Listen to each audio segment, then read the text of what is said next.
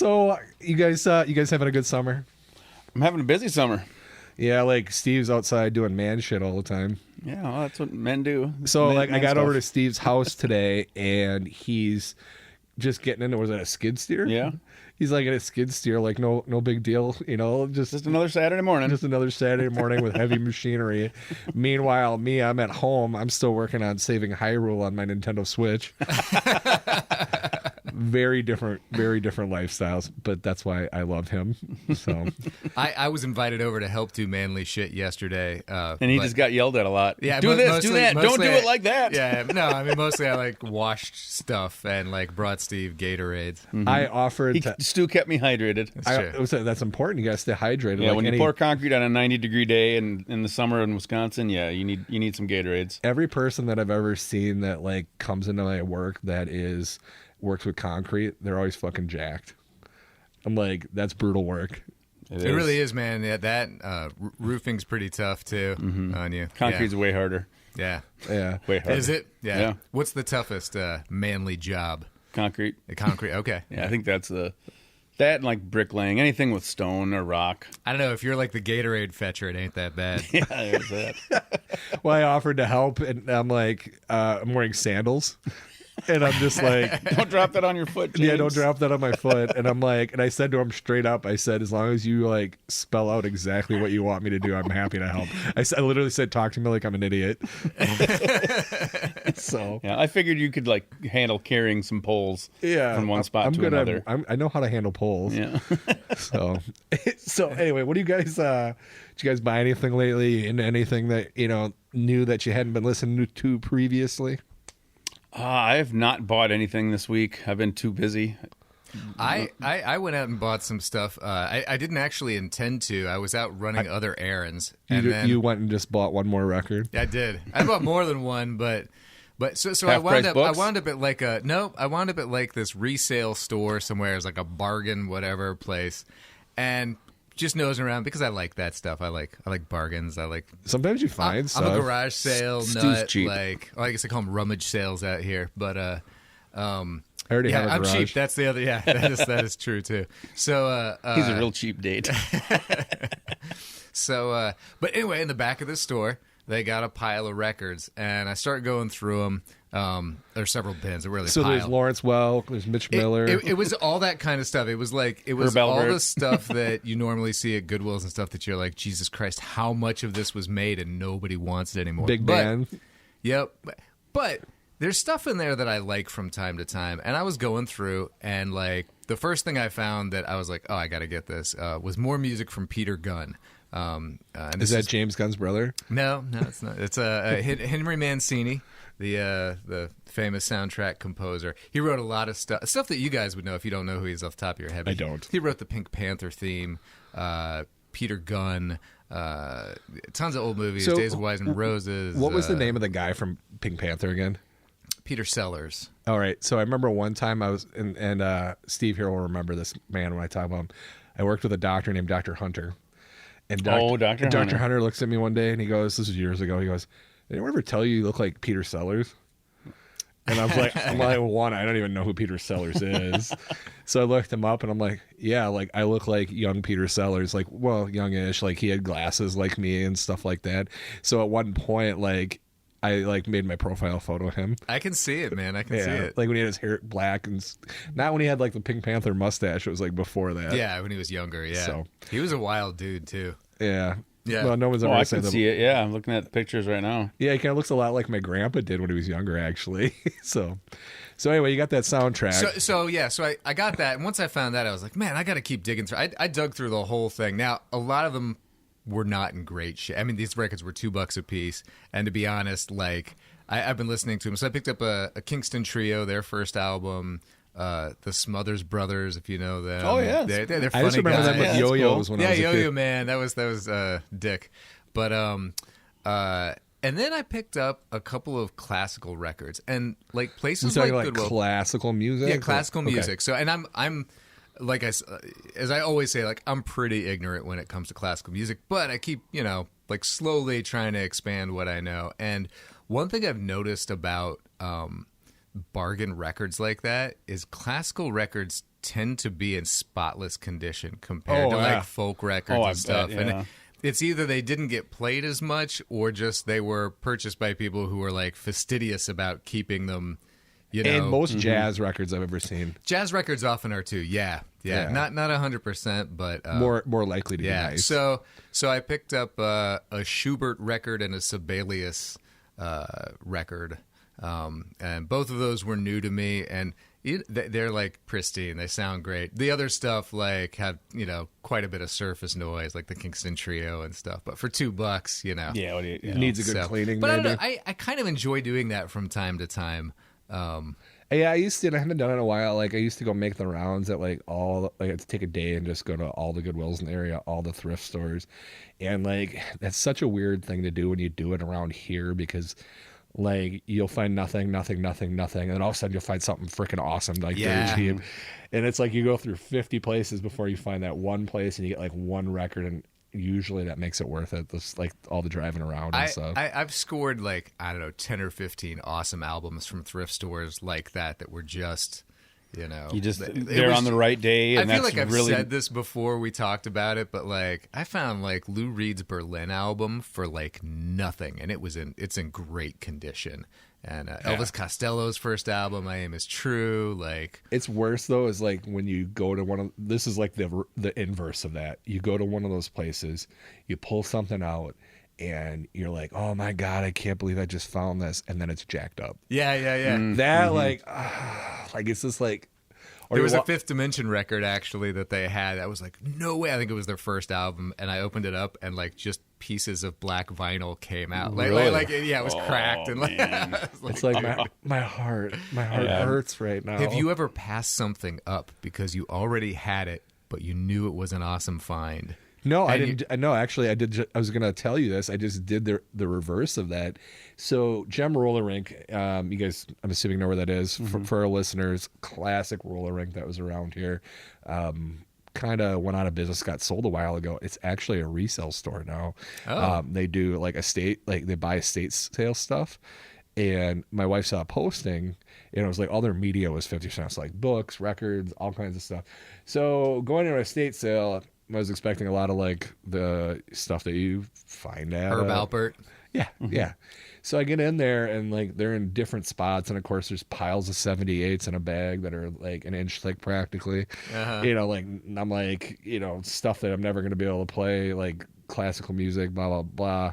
Like stuff I've never even heard of, stuff from the 40s, 50s. So like once I got through all that stuff, I did end up getting John Cougar Mellencamp album, and I got to remember which one it was. American Fool, 1982 original pressing. That one was pretty good. But then the two that I found, one was a Supremes album. Now the the outer sleeve was a little like water damaged. I wouldn't say like to the point where it wasn't submersed, but it was like all little bendy. I got some stuff like that. It was in a moldy basement, just got damp. Yeah, vinyl was, I would say, considering this is probably an album from the 60s, I'd say VG plus, maybe VG minus. It wasn't like terrible, but I already had it, and I had a pretty solid copy of it, and it was going to be a buck, 50 cents actually, and I'm like, someone's going to want this. And I was going to actually bring it over here and give it to one of you two today, but I forgot it.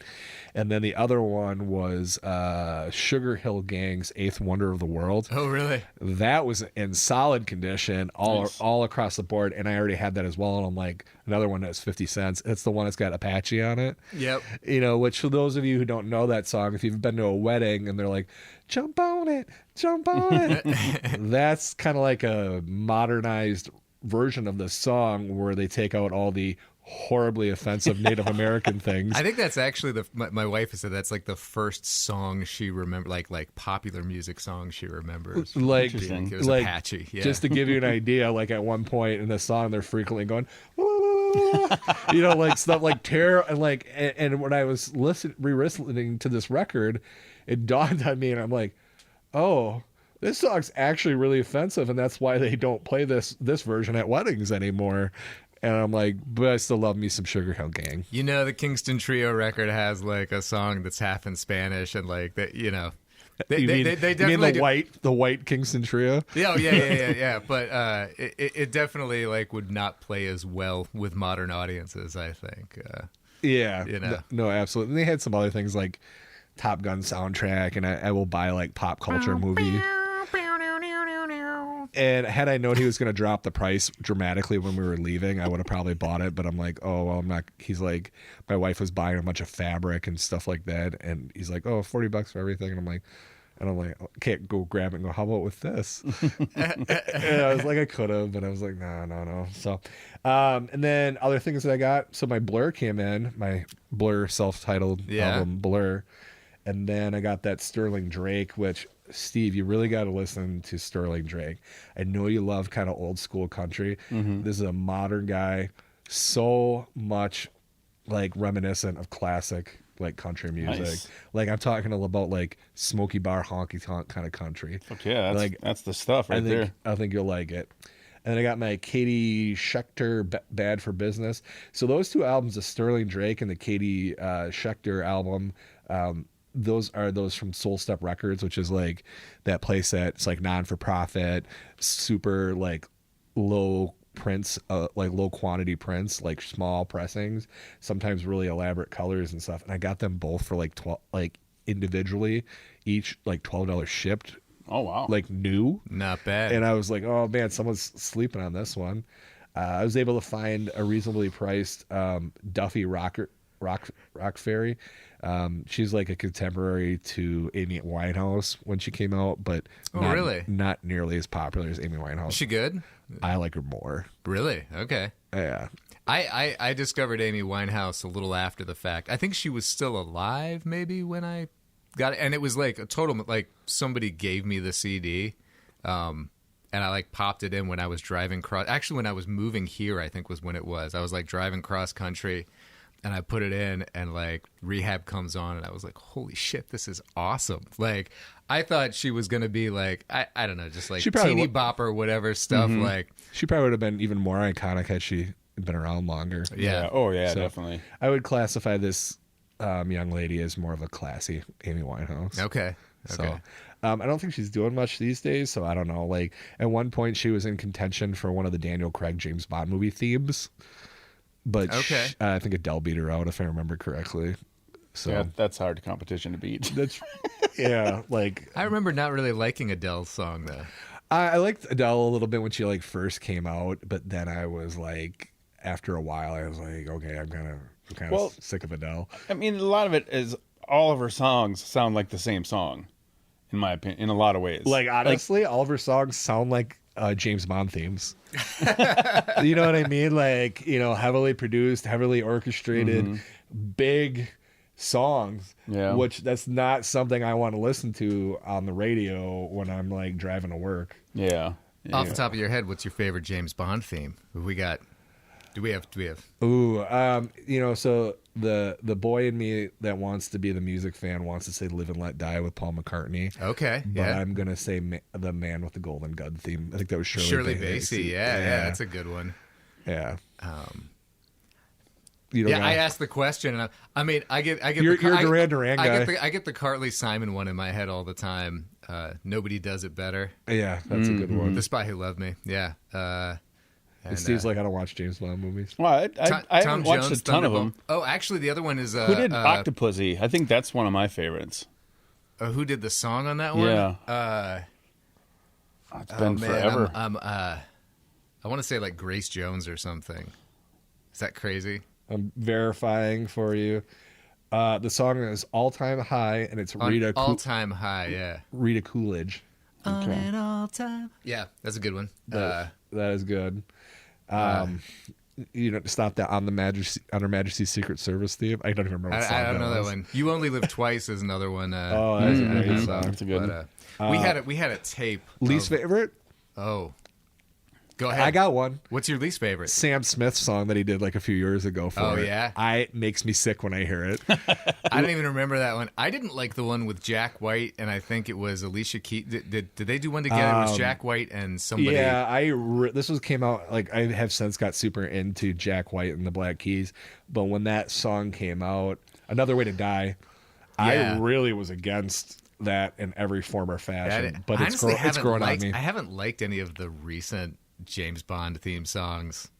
No, they don't have that classic. I think Adele's was really good. Was it? Okay. Yeah. So funny enough, when I went in to take my written paramedic test, I listened to that song, Adele's theme song, before I went in. Yeah. So I don't know. So it's pretty good. So guys, do you got anything that you're looking forward to? And the reason I have a reason why I'm bringing this up in the cold intro is still, I am super into. It's not really an intro at this point. No, we still got to do it though. We can do whatever we want. Yeah, we make the rules. What are the sponsors gonna say? So actually, remember I said I bought that Blur album. Blur's actually got a new album coming out later this month. It's called The Ballad of Darren, and I'm really liking the few songs that are coming out to it, and I think I'm probably going to get that as well. Nice. And it's this kind of weird, kind of like meta thing for me because I was such a big Oasis fan back in the day, and Blur and Oasis were like, when they were doing the Britpop thing, they had such massive feuds, like to the point where like Liam from Oasis was like, I hope Damon gets AIDS and dies. It was pretty brutal. And then like so I didn't listen to him that much back in the day. And then as I've like come to learn about them, it's like you hear some of their earlier stuff, which is like they had this one song called Boys and Girls, which is like a straight up like almost like LBGQT song. About and like club music, and then they took this big long hiatus. I think it was like 7 or 8 years, and then they came back with the album Blur, which that song number 2, that we the shit of baby metal, that song, and it was just so different. Like it was moody and crabby and stuff like that, and like really solid music. And I'm just starting to like get into that era of their music, and I'm like, it's so good. Huh. Nice. All right. Well, that's pretty cool. So I'm gonna check that out. Yeah, I'm looking forward to. I'm trying to think of what. I think it's this Facebook like fan page. I think it's got a long title, but it's basically like the alt country kind of thing. Like I think it's like my Apple Music Spotify says I like alt country. Yeah, and it's just like it's kind of based off of like It's a very big like Wilco, Uncle Tupelo kind of fan club, and kind of just spurs off of there. They talk like a lot of Ryan Bingham and and all that kind of stuff. But I got onto a thread on, I don't even know what it was, but there was this dude on there talking about this band called Rattlesnake Milk, and I've only checked out. I don't know what that is, but I like that name. I checked out just a couple songs, and they're just like that strange country, kind of like if Frank Zappa did a country album, like really? An alt country album, and I'm like, they're fucking like, just from the little, I think I listened to 2 or 3 songs, I was like, oh, I'm gonna love these guys. Like I gotta wait till I got like some time to sit down and like really enjoy it, but I think I'm really, really gonna like them. So that's one thing I'm looking forward to. Don't be afraid to do a review on that too, ever, because I love the idea of doing some indie band reviews. Oh yeah, we'll get there. Got anything on the pipeline for you there, Stu? Man, I'm sitting here thinking, like, racking my brain. I'm sure there is, but nothing's coming to mind right now. Summertime's always kind of weird because it's like it's either really dry or really heavy with music. So anyway, we should probably do the show proper now. Yeah, I guess. All right, let's do it.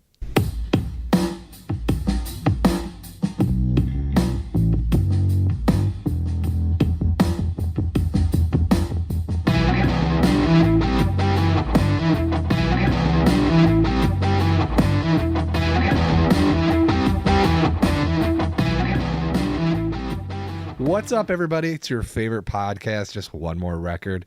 I, of course, am James Dorn, and I got the 2 coolest guys in the room with me. First up, Steve Main. And then, of course, the man sitting over at the computer, judging how we sound tonally speaking, Stu McLean. And Steve had a busy day doing man shit. Now he's here to talk about music with you. Mm-hmm. If I can even remember what music is after this long week. Yeah, I might sweat it all out. Yeah, dude's been working out, and by working out I mean building patios. Working outside. Yeah. And I've been sitting in the air conditioner, playing video games like I do. My wife's gone all weekend, so it's gonna be loud music, video games. Sounds awesome. awesome. Farts. Yeah. Eating bad food. So Just another normal Wednesday. Just another normal James. day. Not that she keeps track of what I eat by any means. So she's usually the one that's like, let's go get some ice cream. So, all right. So, what I never say the name of that festival, right? I think it's Glastonbury. Glastonbury's going on. Mm-hmm. And so there's not really a ton of news today.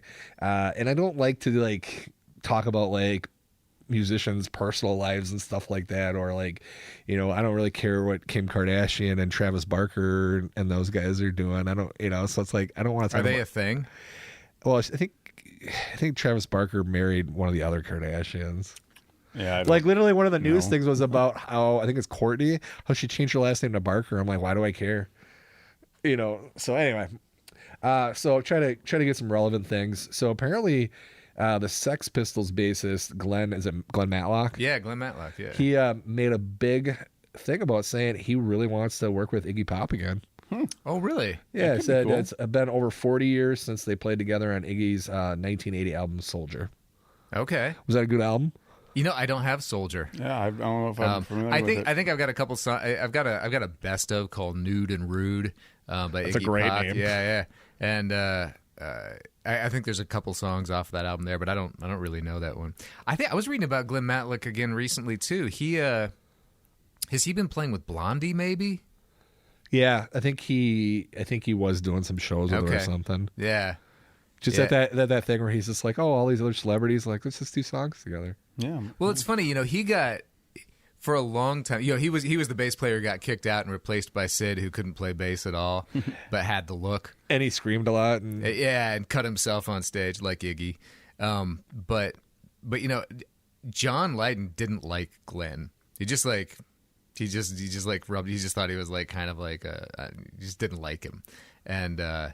And so I think for a long time, Glenn kind of had this reputation, he just wasn't cool like the other guys. But he was the best musician in the band, which is terrible in punk music.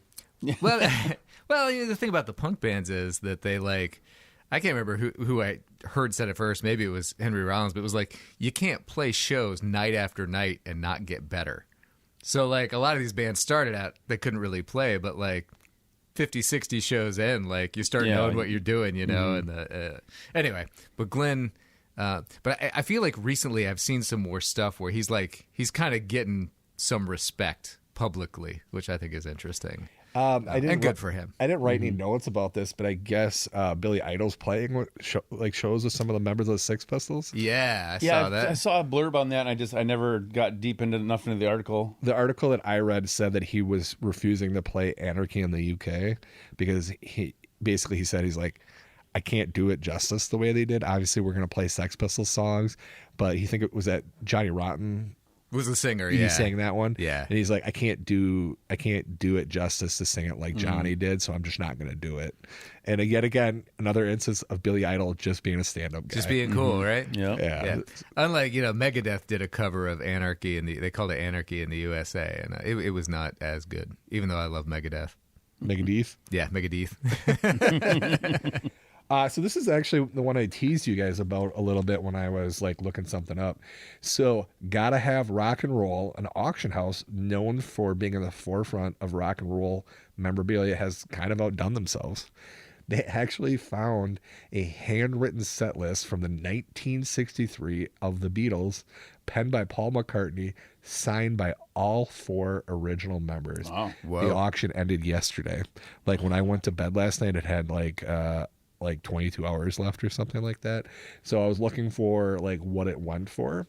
So it was estimated to go for over $200,000. How much do you think it went for? I'm going to say 1.7 million. You got a guess, Stu? At 1.2 million. It went for about 3 times that. So oh my goodness. The original of the 200,000. Okay. So the original amount I got was in American dollars. So the actual amount was 3,400 pounds, which I think is probably closer to $400,000 or something. I'm not good with conversion rates of money, but it was about $400-ish thousand is what I got. Okay. And I was like, that's crazy. That is. Yeah, I mean, don't get me wrong. I love me some Beatles. I mean, rich people out there, like, they like to collect too. They just collect on a different level. Wavelength, a different level. I saw there was a bunch of stuff. Well, that was owned by, referenced with a few signatures. James Dean recently was a woman who had worked with him and was recently selling off the stuff. And like, I was watching that auction, but that's just. Yeah, it's just out in California. I got, like they just got stuff like history. They don't even know it half the time. So. What's funny? Speaking of auctions too, I think I just read there was an auction for an original Princess Leia dress that they expected to like auction for like $2 million, and actually went unsold in the end. Really? I don't know if they just overpriced it. Like probably. Yeah. I feel like the gold bikini would go for a ton. Oh yeah. But like any of her other outfits, maybe not so much. Yeah. So, so the next thing I got, not a musician I'm super excited about anymore, but apparently Madonna had been admitted to the ICU in New York. She just got discharged very recently. She had a bacterial infection, I guess. I have to imagine it's pretty bad if she's in the ICU. Yeah, no doubt. Yeah. So. Well, ICU. I mean, it could have been because of one certain medication they had her on. And yeah, could have been something like that. Having been an ICU nurse, yeah, there's definitely people that didn't really need to be there sometimes. Yeah. So. It's funny, Madonna. Like, I was never really a fan growing up, but I've kind of like, as I've gotten older, I've got a little more respect for her than I did, when I was a kid. And I just watched Dick Tracy again the other night. I forgot she was in that. Yeah, Breathless Mahoney. I've had a couple of those songs like running through my head all week since then. Yeah. Yeah. No, I didn't really like her back in the day. No, me either. And she'd been in a few movies and stuff like that over the years. Like, I remember the last big one being like the Austin Powers movies, and just never did it for me. I remember being at a dance when I was in like junior high school and hearing Like a Virgin, and I'm like, it just did nothing for you. Did nothing for me whatsoever. Yeah. So either way, obviously I want her to be healthy, so I'm glad she's out. Sure. So, yeah. All right. So I kind of came across something, and I'm gonna throw this out to you guys. Let's start a business together. Okay. Seems like whatever. So apparently in the 1960s, there were these. My life is nothing but a side hustle. Side hustle Steve, that's what we always call him. So I guess in the 1960s, where there were these interesting like bar/cafes that kind of came out of the streets of Tokyo. And I just want to be clear, I don't speak Japanese, so I'm going to absolutely probably butcher this pronunciation. No, you'll probably nail it first time. Come on. Jazz kissas or listening bars. So apparently what it was like in Japan, there would be these bars that were like developed for like huge audiophiles. And what they would do was they would kind of create this environment that was like cafe-esque. They'd go for being like warm, comforting, kind of low key. They stocked it with like really high end audio equipment, so high end for the time, and they developed it for people to be comfortable. And they would get all these imported albums, like stuff that most people in Japan just couldn't afford. Like, especially if you think about it now, like I could pull up my phone, I could probably order some Alistair Riddle albums from New Zealand and just easily get them here in a couple days, or Japan. And really, like these days, like any amount of money I can get whatever I want for the most part. It's just financially what I'm willing to pay for it. But there really wasn't that kind of an infrastructure back then. So they would create these bars, they'd buy super high end equipment that again most people couldn't afford. They'd have a low-key, relaxed environment. They'd have these just huge collection of, records that most people in Japan never would have access to. They'd come in, they'd hang out, tea, alcohol, all kinds of different things, and just, like chill out. But the thing is like, this wasn't something that was meant to be like a bar. It wasn't like a social experience. This was like Steve talked about, like, there's in the past, there's certain shows that you don't go to talk. You just hang out and you listen to music. And this was one of those things. Like, it wasn't uncommon for them to be like, hey, you need to shut up. Oh, really? Like they'd shush you, and like people just came there to hang out and listen to music. It wouldn't be like a bar around here where like you go to it and there's 50 million people talking. Everybody's got their cell phones out, and you know, like kind of a thing. I guess what I got out of it too is they'd ask people to leave occasionally. Which, if you think about that, like you have to do something pretty stupid around here to get kicked out of a bar. Yeah. Most times they'd be like, chill out. You got to get in a fight or like, you know, assault somebody in some way, you know. Right, or just like huge scene. Disrespect the Green Bay Packers. Yeah, that too. That can get you kicked out at certain bars, that's for sure. Certain bars for sure.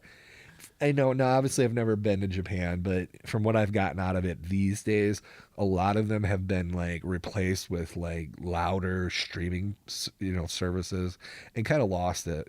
You know, a little bit. I would imagine there's probably a couple there that are probably still doing this old school way. I'd have to think. Am I mistaken? I feel like I read an article you sent to us about this. Does that? Yeah, I did send you an article. Yeah. It was mostly jazz music in the past, wasn't it? Or, yeah. Old school. Okay. This was absolutely more of a jazz environment, and I can't imagine that the 1960s like Tokyo scene was heavy into jazz. Well, I think maybe it was. Well, musically, it was probably heavy into it, but there probably wasn't a lot of albums being shipped over to Japan. Oh, right. Yeah. I see what you mean. Yeah. I feel like I've actually seen one of these in a movie.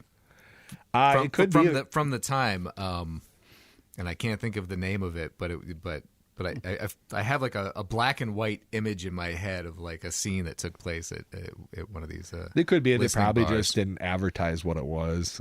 Sure, it would have just been like part of the. It was a Japanese movie, so yeah. Yeah. So I guess they're becoming popular in the stateside. I guess kind of seeing a resurgence of them. Of course, that came along with the resurgence of vinyl in the U.S. So I saw some photos, and it was like an article showing a couple different examples. The first one to open up that I could find was the bar Shiru opening in 2019 in Oakland. And then I guess as of March of this year, there were like 5 more slated to be open.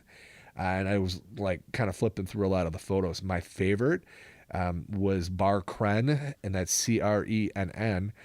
They took a lot of style from the actual 1950s Tokyo Jazz kisas. They had like puzzle paneled floors. Like they had puzzle shelving systems where they had all the records, Moroccan rugs, textured gold ceilings. They had 5 different hi-fi tables. The star chef Dominic Kren, I guess he has like a 6-course meal that he prepares for you, and then they have unique cocktails and wine. I'm like, this place looks badass. Sounds awesome, yeah. So we need to open up one here. So this is not at all the same thing, but downtown Menasha, which I know you guys probably hang out there all the time. Oh yeah, I mean, as far as I'm concerned, it's the focal point of culture in our area. So we went. Well, we've been trying to like support it a little bit recently, as we do off and on. But it's pretty dead down there. But we went to there's a brew pub down there that is in a building that used to house a nightclub called Frankie's. Old enough you remember that? Is this the area of town where like Club Liquor was and stuff like that? It's right there. Like where they do the farmers market and all that. It's that like, street. The main drag. I don't know if it's Main Street or... Menasha's really got like one main drag. Yeah, that's it. So. Yeah. The rest of it's just a drag. Well, sorry, Menasha. Like as Steve has taught us, if you got enough alcohol in you, you can have fun anywhere. That's totally true. Yeah. So anyway, but apparently down in the basement when they bought the building, were all of the records that had been part of the Frankie's that like their DJ had that they used to play. And so like they've got it set up with a record player in the corner, and like you can actually, they got a QR code you can scan, and they've got all of the records like in the list alphabetized, and you can request a song, and like they'll throw it on the platter for you. And so I haven't actually requested. So I did when I first got there. I was like, holy shit. And like I went through and I was just like going through the records just to see what they got. And you're like, I want this. I want this. Yeah. Well, it was interesting too, because I noticed a few, like they have a number of singles, which makes sense if you're a DJ to have a bunch of like, record singles and stuff. So anyway, but Food was good, and they're a brew pub. They brew their own beer. They had some interesting stuff. And what was this place called again? Oh man, is it? You said it was the Old Frankie's. I feel bad, like I'm blanking on the name. We've been there twice recently. Mill City. Does that sound right? It's not Bare Bones, which is also down there. It's another one right next door. There's all these like old dilapidated. I gotta look it up. That's fine. You can look it up. Yeah. There's all these old dilapidated bars in that area. Is it Emprise Brew Mill? That yes, I believe that's it. So I'm gonna check that out because that sounds interesting. But I didn't even know this existed down there. I know it sounds like freaking fun as hell. It's cool, yeah. Like I said, the food is good, the beer is good. Field trip. It's got like white brick wall. I think that's it. Okay. So I wonder how many of those like different like bars that are there that have like treasure troves of vinyl in the basement. Oh yeah, there's a lot of empty bars there, or bars that have reopened under different management, and the people are just like never went down the basement and cleaned it out. We have to start like let's get a sledgehammer and let's go look. Well, this is what I love about rummage sales is like you just never know what treasures people have been holding on to, and like they're finally like, this ain't anything. Yeah, like it's you see hard it, around like, here though. It's hard around here though because everybody's so like brutal and aggressive about vinyl. Yeah, like it's hard to go to a rummage sale and not unless you're the first one to show up. A lot of times, like you're not. It's gonna be a picked over pile of crap. Or you have to like get a good rapport with someone and ask them if they have records, and they go, "Oh, yeah, I got some. Let me go get them for you." And like they didn't realize that people would want records. So. I lucked out in that way once. I went to, it's not records, but I went to pick up a collection. This guy had a complete collection of Super 8 magazine for Super 8 filmmaking from back in the day. Yeah. And I was talking to him, and then I was like, well, do you still have a camera? And he was like, hold on a sec. And he just like went inside, and like in the back of his closet, he still had his Super 8 camera, and just gave it to me. Nice. Yeah. Never be afraid to ask. Yep, never hurts to ask, for darn sure. All right. So Stu is going to kind of do a little bit of a review of his experience when he was kind of like digging into maybe like some bad albums by his favorite band. And he had a little bit of a different experience when he was kind of sitting down to think about it than what Steve and I had. Well, that's true. I felt like you guys right off the top of your head, number one, like you knew the album. You're like, this is the one where like my band fucked up. Yeah, and Stu was like, hey, these guys meant well. Stu, you just got to fucking grab yourself right by the set and just figure it out. Yeah, well, I mean, there was one that popped into my head right away, and it somehow felt a little obvious to me. I don't know. Which Guar album was it? Yeah. Those are all amazing. They are. Yeah. So number one, this actually feels like a lot of projects I did in school too, where like, I got in front of the class and I was like, well, I was going to do this, but instead it all went sideways, and now I've got this thing that doesn't work. I'm going to show you. So the challenge I had, the first one, was that I was like, when I started thinking about it, was like, man, I'm gonna have to listen to an album I already decided I didn't like. And like, I don't want to sit through these albums again. Like, are you like that though? Like, once you find an album and you're like, I don't like this, is it dead to you after that? No, it's not. And that's the other tricky thing. As I started going through some of these, I was like, I give music a second chance. I give bands sometimes a second chance that I wrote off years ago. I generally don't. It pays off. Like, I love Judas Priest now, and I didn't like them back in the day. And like, I like other heavy metal, but for some reason I was like, I don't know. Is it because Rob's gay? No, I didn't know that back then. It's actually because like I mostly heard stuff off British Steel, which I like now. So now you're saying there's a chance that that I'm gay? Yeah. I mean, yeah, Like I don't mind the band now that I know I have a chance with Rob. Right. Rob's a beautiful man. He sure is. I mean, on the inside, he's beautiful. And an amazing singer, like top tier. Consummate. Anyway, but that was a an instance in which like I was like, I don't know, I'm gonna give it a whirl again, and like I became a mega fan. So, so what was that? Your gut impulse. What was the first album that came to mind? Well, to you? the first album that comes to mind to me is picking on my favorite band, Rush, and Rush went through a lot of sound iterations over the years. Like they kind of feel like they had 3 or 4. You shut your mouth. Rush is perfect. Yeah, kidding. And that is I can already feel the hatred coming from the Rush fans out there who feel that way. But for me, even though like they kind of hit or miss a little here or there, the one that really kind of broke my heart at the time was Test for Echo, which came out around the year 1996 or 7, something which was like a weird that. time for music in general. Yeah, and they'd had some funny years. Like they'd put out Presto, which was like, I really like the album, but it's very slick and almost like adult contemporary rock Rush. Like it's a weird, but I like that album.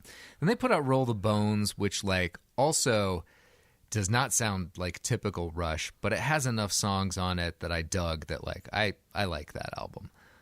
Then they did Counterparts, which came out during like right post Nirvana, right? Like right as grunge. That's a hard happening. time. That's a hard time for a lot of bands. And on the one hand, they came back with Counterparts, and they're like we're a rock band again, like heavier guitars, like They took their wangs out and put them on the table. Yeah, and I mean they, which was cool, and at the same time, it was kind of like the direction they started going. Then it sort of heralds my least favorite era of Rush, which was their kind of final period. So, but I was really looking forward to Test for Echo when it came out, and I remember like a local radio station the day it came out was playing it front to back. So me and my friends stayed up, and we're like, we started listening to it over the radio, and like by song 3, we're just like, dude, what happened to Rush? Like. We were all I could just really, hear your heart breaking. We were like, and they put out probably their worst song ever, I think, is Dog Years, which is on that album. And like, song.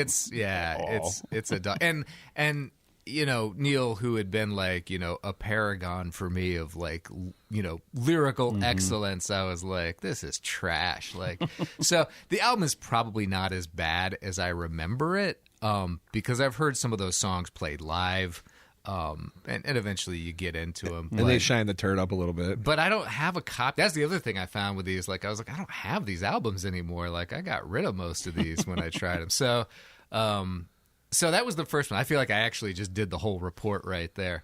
But I dug into a few more a little bit. The next one that came to mind was Blue Oyster Cult, Mirrors. I don't know that album, but I definitely have known that I've like listened to some Blue Oyster Cult, and like they were either amazing or awful in my mind. And they're kind of hit or miss that way. Yeah, their whole career, but they had a run of solid albums, and then they put out Mirrors, and so I listened to about half of it the other day, and I was like, why don't I like this? Because it's not terrible, except the first song, Dr. Music, is just stupid lyrics, like "Call me Dr. Music." Like, shut up. But like, tell me how you really feel. Yeah, but Buck Dharma, he's playing some good guitar and some good solos. But the fact is, like, it's just generic. Like, it's just generic 70s rock. Like, there's nothing about it that's making me love them. Even so. And that was kind of a theme I felt as I was going through like the list of contenders here, which I'm just coming to you with like a list of albums instead of just one, without going super in depth into any of them. But I found it was like the thing for most of them that actually why I didn't like it was a band that I thought was really awesome, just putting out subpar material for them. Right, where I felt like they just got kind of generic, and like maybe on its own, like on a listen, like maybe it ain't that bad, but like, do you feel like you had? I'm harsh on the bands I love. Do you feel like you had too rigid of an idea of what this band is supposed to be like? I probably do, and I try not to let that like color how I feel too much, because especially bands like Rush and Bowie, like they change. That's part of what I like about them, But there's definitely some Bowie stuff I don't dig. Yeah, me too. And like, I didn't put any on here, but yeah. You don't want him to come back from whatever planet he's on. Get mad at me. Next one I thought of, the Cardigans, Long Before Daylight. And I don't know if you guys are Cardigans fans. Actually, their album with Love Fool, that's on my list to buy. That's a good one. I'm not First Band on the Moon at all with them. Yeah, they put out an album that like it just sort of felt like it felt sort of like generic, sort of almost Nashville pop. And I was like, man, why is there this sort of like almost like pop country? It still sounds like them. It's not like straight up, but it was just, they'd put out several albums. Like their first stuff was like, really kind of quirky and had kind of a 70s vibe to it. And they're doing stuff like Black Sabbath covers. And they did that. And then Gran Turismo, which didn't do well, I still think was a really cool album. And then they followed it up with this one, and I was just like, super disappointed. But thankfully, they came back an album later with Super Extra Gravity that was that I really liked. Super Extra Gravity? Super Extra Gravity, yeah. That sounds heavy. And I'm gonna. Yeah. That sounds like that's He just got it. Oh God, Stu. Slow this morning. that joke was straight out of Back to the Future. Oh yeah, you're my density. Yeah. All right, I'm not even going to go through most of the rest of these. The last one I'm going to say though was, and I want to give it another shot because a lot of these, as I wrote them down, I was like, man, maybe I should like. Before I diss him, I should see how I still feel. How good of a guy Stu is. The assignment for Stu is, tell me about a bad album by one of your favorite bands, and then he's sitting there trying to argue with himself about. He's kind of like 3 weeks he's been working on this. He's kind of got this attitude like a dad whose kid that just did not do well in sports. He's like, well, all the kids were trying. I'm sorry you guys didn't make it to state. You'll do better next time. I guess you guys didn't really practice that hard, but you did your best. Yeah, it's fun. Maybe I'm just getting soft in my old age. No, I love that about you. I love that you're trying to. I just felt like before I rip on him, like I should listen to it again, and I had a hard time making myself go back to some of these albums. Psychedelic Furs, Midnight to Midnight. That's one that I remember thinking like, this is just like pop garbage, and like they were a cool band. Did you have your black hair that was over your cheek and stuff, and you had to flip it out of the way? And you're like, when I had the long, I used to. I didn't look emo. I would sometimes wear it over my eye though, like I was in Skid Row or something. This is trash. This is trash. All right. Well, no, I love that you're trying to be optimistic about these bands. Yeah. So do you guys remember not that long ago when there was a movie that was coming out and I was like, oh man, called Spinning Gold? A little bit, yeah. Yeah. So as you may or may not remember, this is a movie largely about Casablanca Records. Which... Does it have like a 70s disco theme? Like I can just picture like that font that they use for all the old disco movies. Like, yeah, that's exactly what it was. 100%. And there's actually, as I'll get into here in a little bit, like there's a huge like disco element. This was Donna Summer's label that she started out on, and I learned a lot of interesting stuff about some bands that I had no clue. Like one of which was Kiss. Like I learned a lot about Kiss that I did not know. And it just kind of like blew my mind, some of this stuff. There's like one key person in the history of Kiss that I knew nothing about. Never even heard the name before. Really?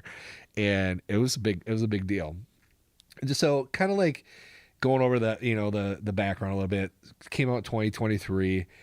Director was Timothy Scott Bogart, so son of Casablanca Records founder Neil Bogart.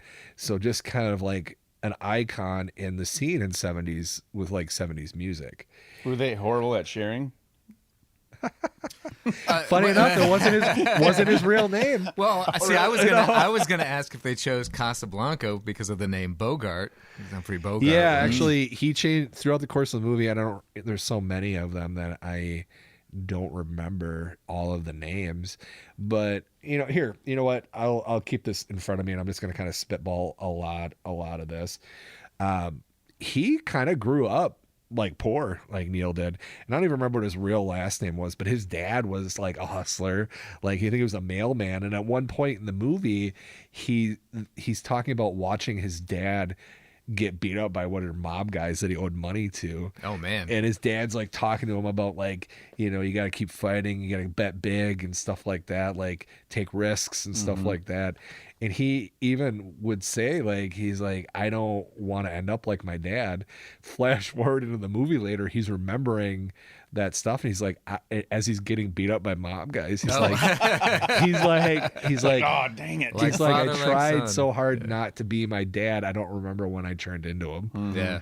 So again, largely the rise and fall of Casablanca Records. You know, it opens up with him kind of having this analogy comparing, you know, like music and life to the production of a record.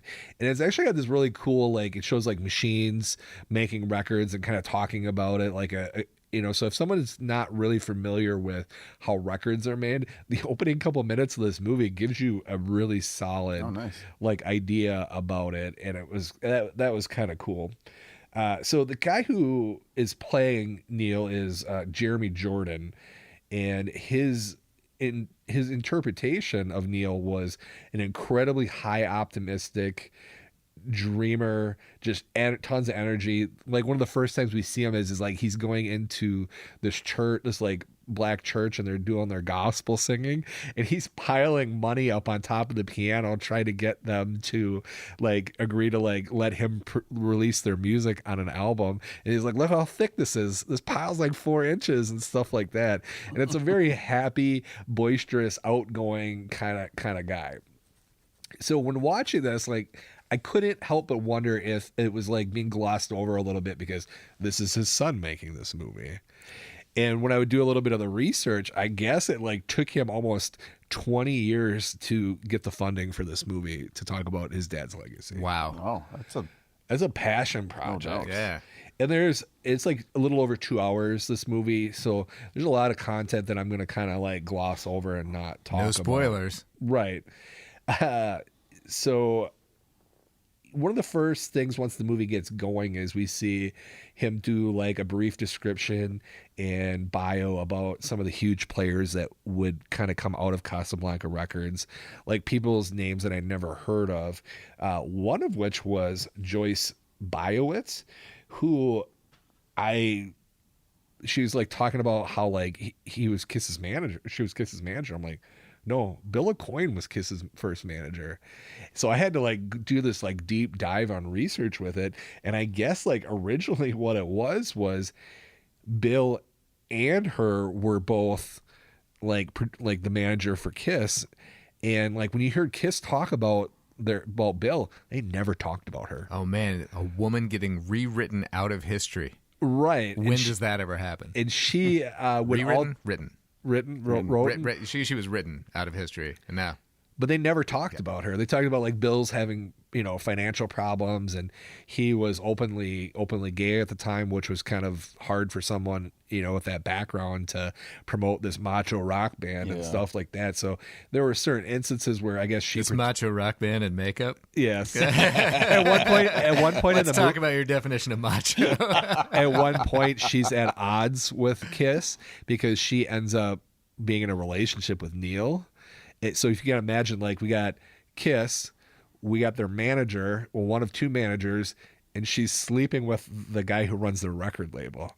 So you can kind of see how there's this like divided interest. Yeah, totally. And this characterization of Gene and Paul, like they're like, you're fucking the head of our label and blah, blah, blah. And she goes on this rant about, she's like, if it wasn't for me, you guys would still be, you know, in Brooklyn, blah, blah, blah. And who do you think taught you how to put your mom's makeup on and stuff like that? Wow. Like, so it was like, oh wow, like she probably was a little bit more involved in their like upbringing than we ever really heard about.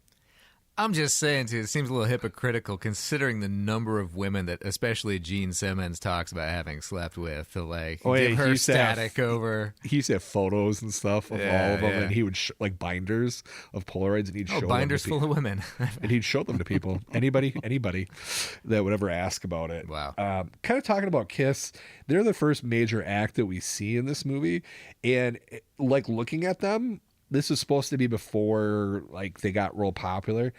I don't know how accurate it was in the sense like their makeup's like way off. Like it looks like it's like inspired by or reminiscent of their makeup, but it didn't look right to me. Well, I wonder if they didn't get permission. I'm sure their makeup is copyrighted. They're absolutely. Yeah. So that's I'm sure what like it is. Kiss, more likely what it was Kiss was like, absolutely, we'll let you use the makeup, but you got to pay for it. And they're like, well, you know, that type of stuff. I mean, it's a historical thing about the record label, so they can't prevent them from mentioning Kiss. They did at one point use their logo like on the drum kits and behind the stage and stuff like that. So like I felt like they were, you know, they had to pay for some of that stuff. I have to imagine, you know, and they're doing an introduction to them at like in this building, like for a bunch of suits. And there's so much smoke and pyro, they set the smoke alarms off. And I guess at one point, like Neil was like telling them to tape over the fire alarms and stuff like that because they didn't want it to be dark in there. And I looked it up later. This actually happened.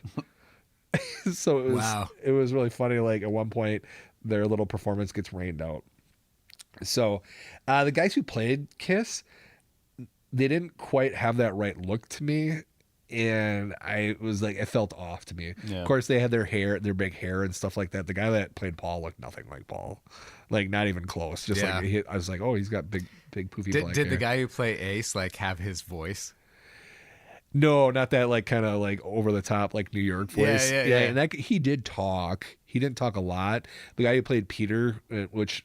One of the things I learned. Well, you know, let's just go on everything about Kiss here before I jump around with the rest of it. You know, Alex Lifeson from Rush does a really good Ace Frehley imitation. He's got a weird voice if you don't recognize it.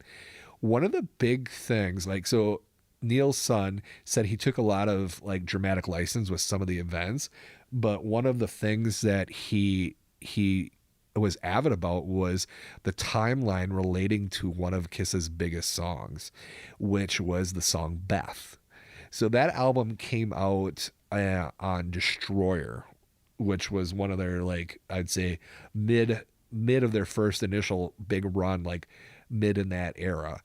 So this movie takes place around like their first maybe like 2 or 3 albums, and he claims that he was presented with that song early on.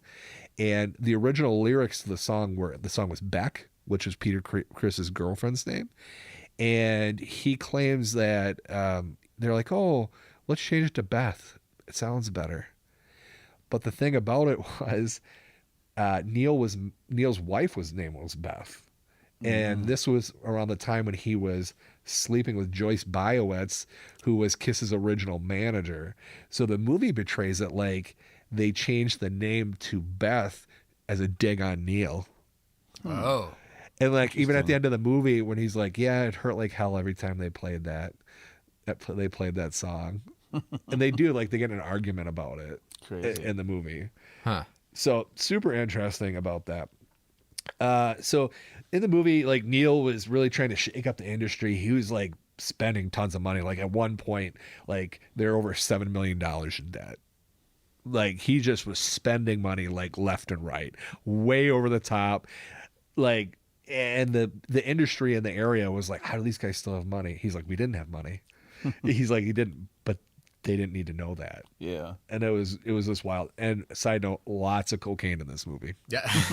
Lots of cocaine, lots of smoking. Just he would actually early in the movie even use manipulation and blackmail to get them out of their distribution contract. He ends up making Motown so mad that they send like almost like this like black mob guys to come threaten him because they steal Bill Withers out from under Motown. Like you remember him from like Ain't No Sunshine. Like, so he like snipes them out. Then he steals the Isley Brothers out from under them as well. Damn. Gladys Knight and the Pips for like some of their later stuff. They get George Clinton to sign on. Ooh, like wow. George Clinton had a good run with Casablanca. Uh-huh. And by the way, the depiction of George Clinton in this movie, hilarious. Yeah. he's like, I'm going to need this much money. And he buys everybody in his team a car. And he's like, not me. I need a motherfucking spaceship. He's like, I don't drive. I want to see this movie just for that. Right. Oh yeah. It was like midway through the movie. It was so good. And then they really kind of like heavily dive into the whole construction of Donna Summer. So like, I don't know if you guys know much about her, but like when she got to Casablanca Records, she had already released a single, like, and it was a huge failure. I think it was called like I Love It When You Touch Me or something along those lines. I have to look it up here because I don't remember what it was. But like she was off somewhere in, I think, France, totally forgotten about.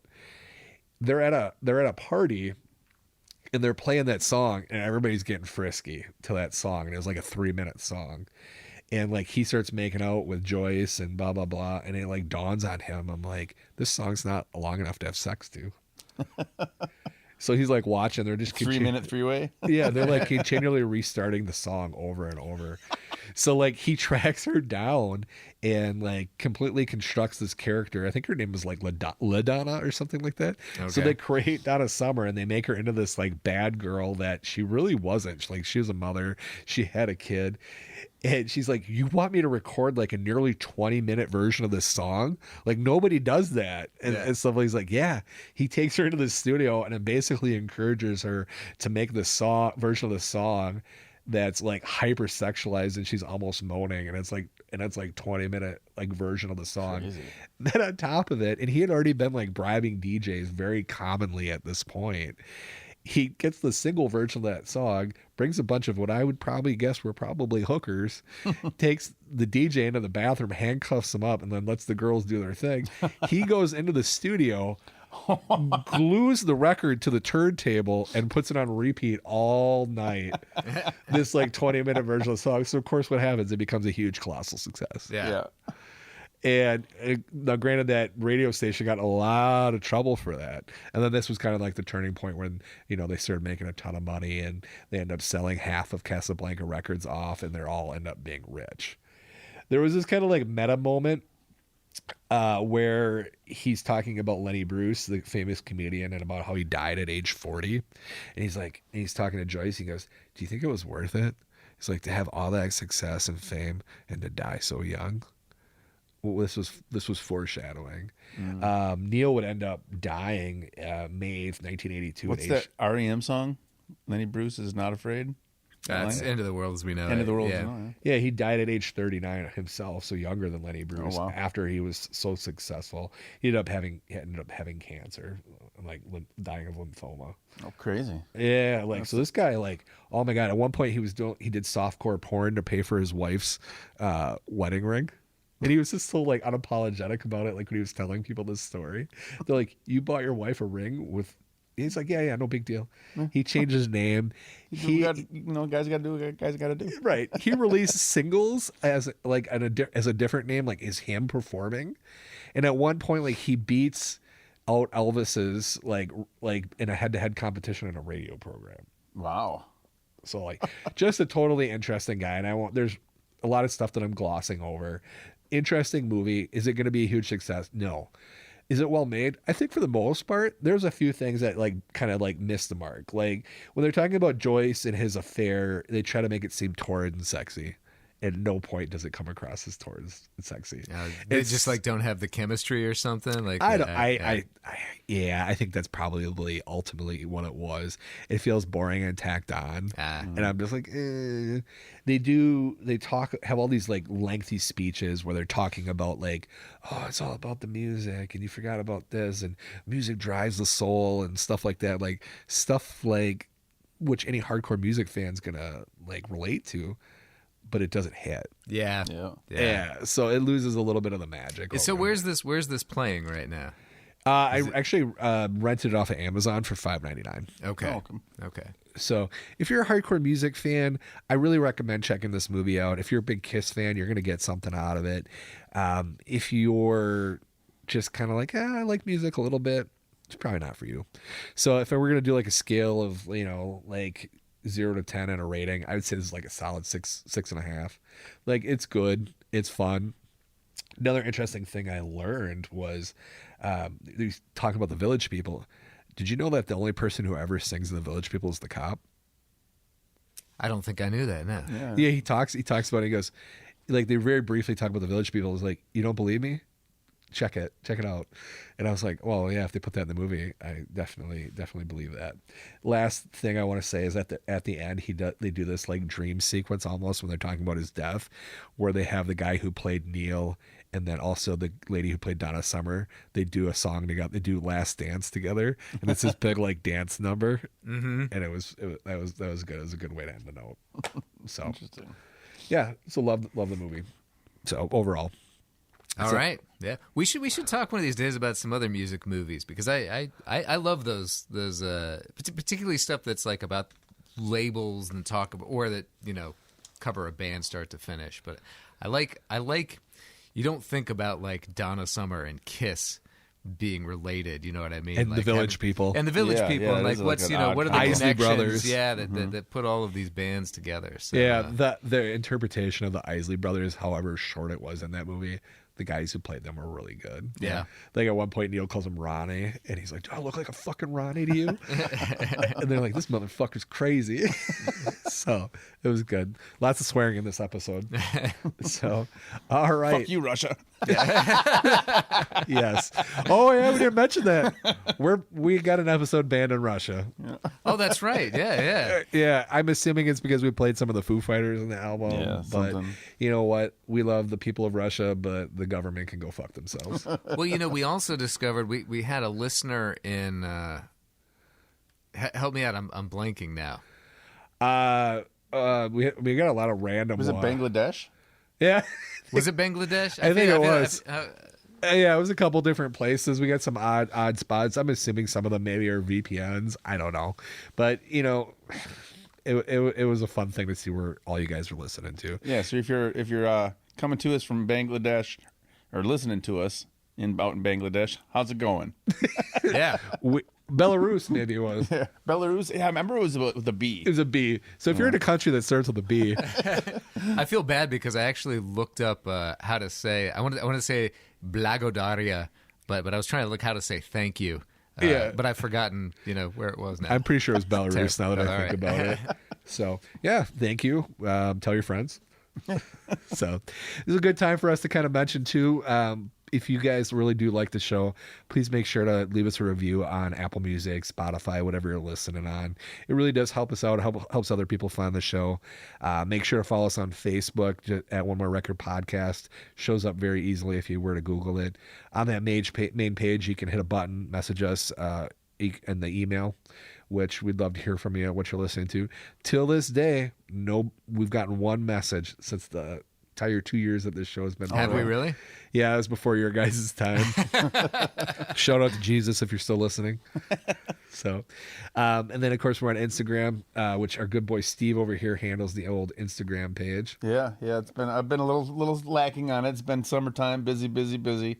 Yeah, but not too busy to give us a brand new record review. Isn't that correct? That is true. All right. I think unless you got something else to say here. No, I was just gonna throw the intro out, and I'll talk about my thoughts briefly of this album after Steve's review here. So next up, we're gonna do the review with Steve of New Times Roman by Queens of the Stone Age.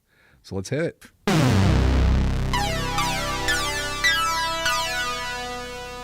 Hey everybody, here's what's in the sleeve with Steve. Today I'm taking a look at Queens of the Stone Age's latest album, In New Times Roman. This is the 8th studio album and the first album since 2017.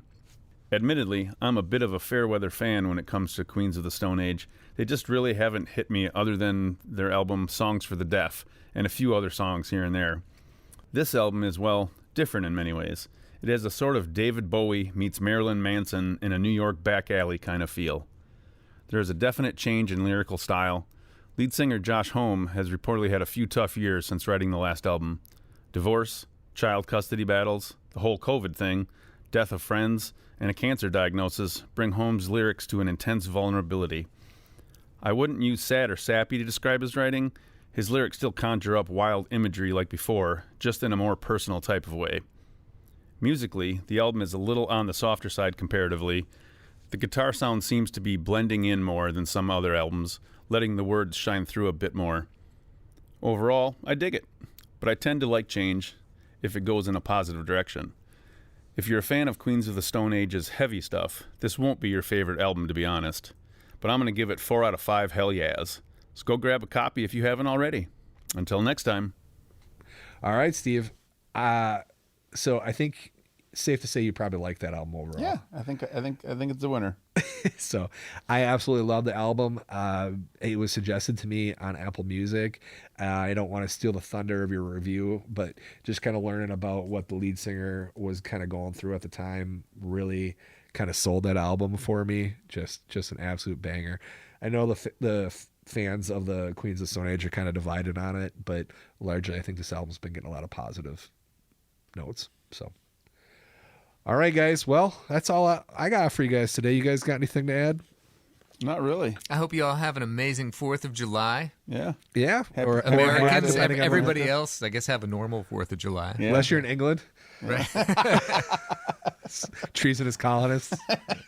So, all right, guys. Thanks again for listening to us. We really do love doing this for you. We hope that over the summer you get lots of good spins in, and we'll be back talking to you just as soon as we can. So last but not least, we always want you to remember, there is always more vinyl.